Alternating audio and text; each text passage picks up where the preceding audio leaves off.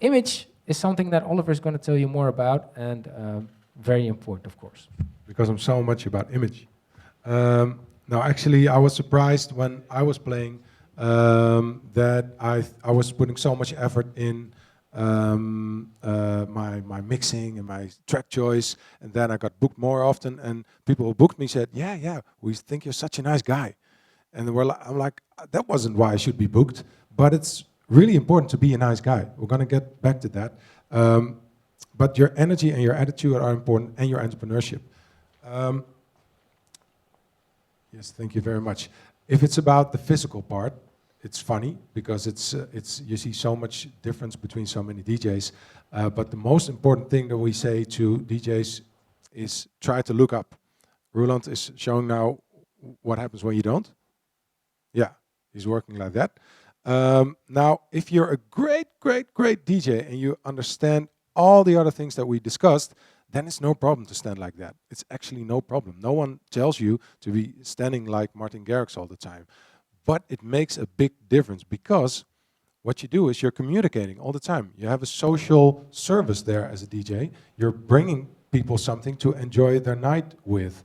And if you're communicating and you're looking at them, it makes such a big difference. If I would stand here and do this all the time and tell you the same story like this, it would be the same as if I was mixing all the time and hoping that you would like it. But if I would be like this and standing with my buttons like this, it makes such a big difference. And it's about sharing your energy. There's Peter in the back there is a good example. He's a great DJ, but he's just a DJ. He wasn't like, I want to be on a stage, but his stages get bigger and bigger because he's a great DJ. So he said, what can we do about my attitude?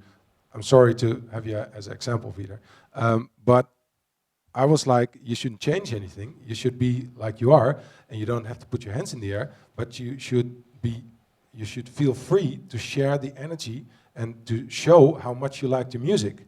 And if you show that you like the music in any way, nobody expects that you're a great dancer, but if you show that you like the music, people will like your music much better. And then I got a text message from him. He said, yeah, I even raised my hand last week. So, which was probably a great success, because if he raises his hand, I would be like, oh God, Peter's raising. I think I'm gonna like this evening. So it's really important to share the energy that you feel when you're playing your own music. Can we get one step back? Yeah, so I already discussed that. Thank you very much. All right, so this is about entrepreneurship. We're going to do it really quick because we're out of time. But these are the things that I'm going to say something about. Next thing, please. Identity. A lot of people come at our school. The younger people always want to be Martin Garrix, and the older people want to be someone older. But it's so important to be different than anyone who's already playing. And if we judge DJs who we are coaching as a team of coaches, we're always like, this guy is truly different. He's doing his own thing. And we'll also get to that when we're discussing producing in 30 minutes. That if you try to be different, this is already a start to be successful. Because Spinning Records is not looking for the new Martin Garrix, they already have one. They're looking for someone who follows his own identity and makes that bigger to something which could be a product. Another thing is that so many DJs are looking for a job, and they're going all around cities saying, hey, I should play here, I should play there. And the thing is, in your attitude, it's so important to think, I should be there because the people want to see me play, not because I want to be playing there. And that's important for the way you build up your set and for the way you communicate with the people who should book you, is that you should try to get across that you are an extra value to a party, but not so much like, hey, I want it so bad. So try to be so different that a booker would think, I want him there because he's different. Really important. I can't go in it much deeper than that. Business plan is the boring part for a lot of DJs because you're all creative, you love music, and you're not so much into the financial things and the whole strategic stuff. But it's really important to have a business plan if you really want to be a DJ. Make a timeline. Think about a realistic end goal. We see a lot of DJs of every age. Actually, our biggest talent was 48. We see a lot of talents within 1 year playing at big stages if they take their business plan really serious, because they think, okay, what is possible within a year? even people who started at zero, all the coaches who are here can tell stories about people who started at zero, and 5 months later they're standing at the, maybe not the biggest stages, but big stages, because they thought about something bigger than what they were doing at that time. They were like, I think I could be playing at a stage anywhere within 5 months. Draw a line and think what steps should be taken to get there. Money also really important. How much money should I spend? Do I have that money? Should I buy a DJ set or shouldn't I? Should I buy a lot of music or should I buy not so much music? Really important. Next one. Team, yeah. You're a self-supporting entrepreneur when you're going to be a DJ, which can be really, really lonely.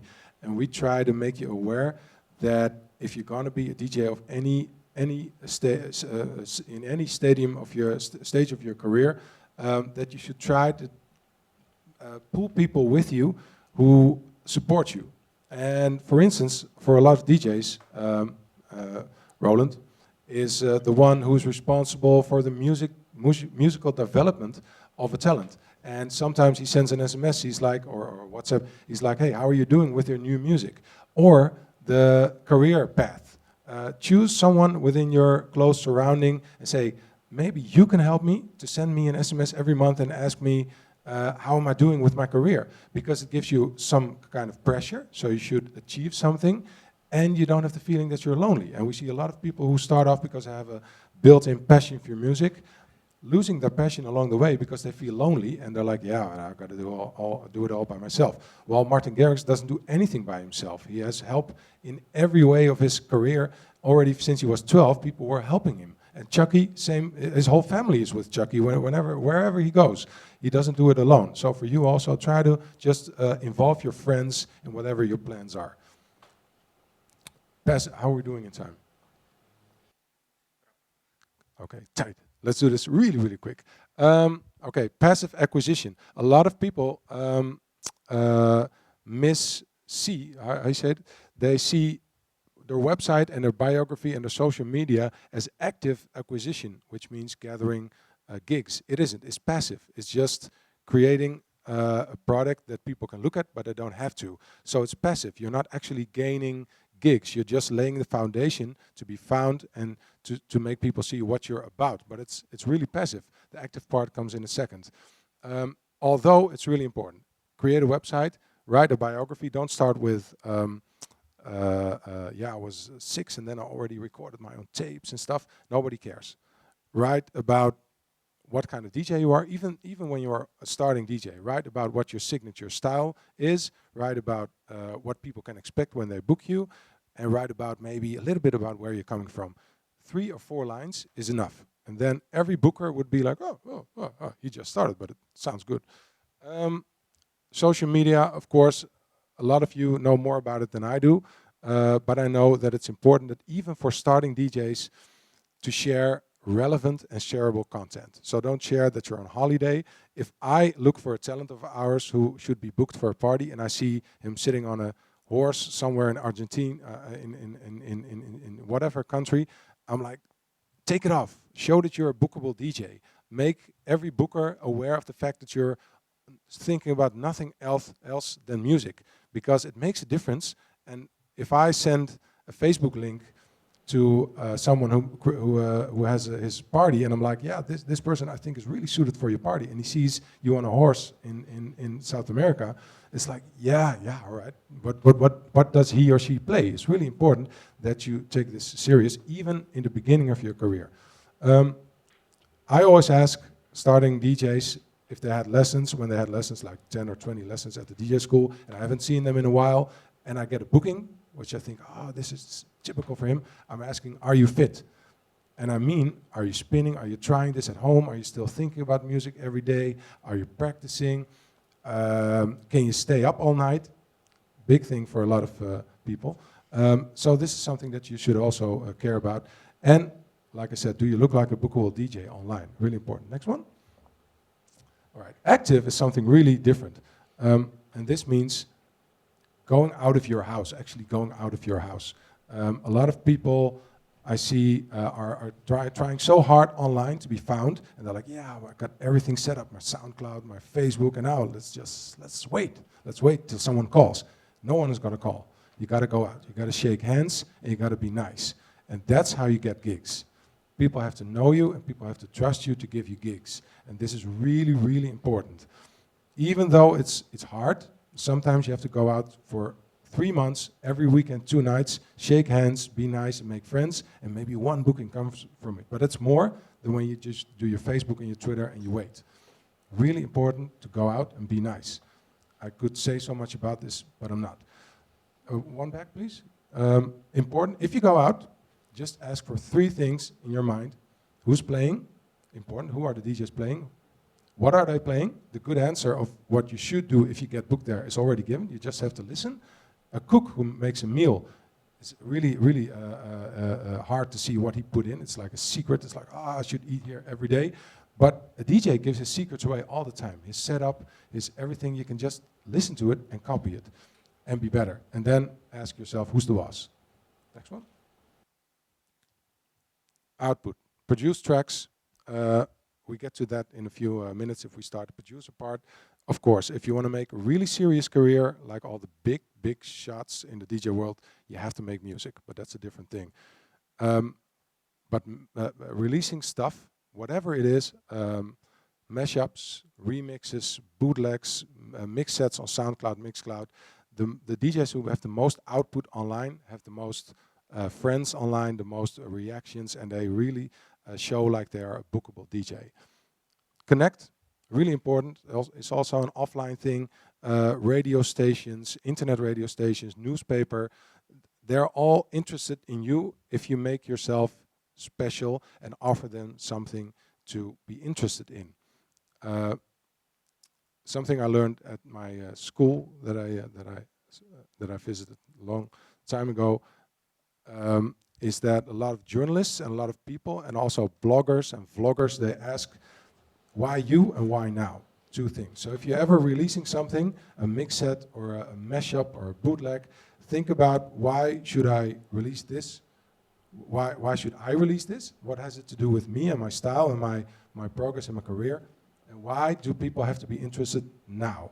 It's really important. If people don't have a reason to watch you now, they're going to come next week or next month or never. But if you say, okay, I'm organizing this little party tonight in a little bar in Amsterdam, nothing prestigious, but it's only tonight. And tonight is my big release of my new whatever, SoundCloud mix. You give people a reason to check it now, which is really important, or else people will think, oh, I can come next week. All right, next. You're busy, right? And last part, play Michael Jackson. So important. I cannot stress enough how much I think you should play Michael Jackson. Volker agrees with me. No, I'm kidding, of course, but if it comes to entrepreneurship, try to be clever. It was a part of the question that you just asked. Try to be smart in your song choice if it comes to people who are surrounding you. If I'm playing somewhere and I want to be special or I want to be different than other DJs, I look at who's listening and I'm like, what track should I play now that makes me stand out?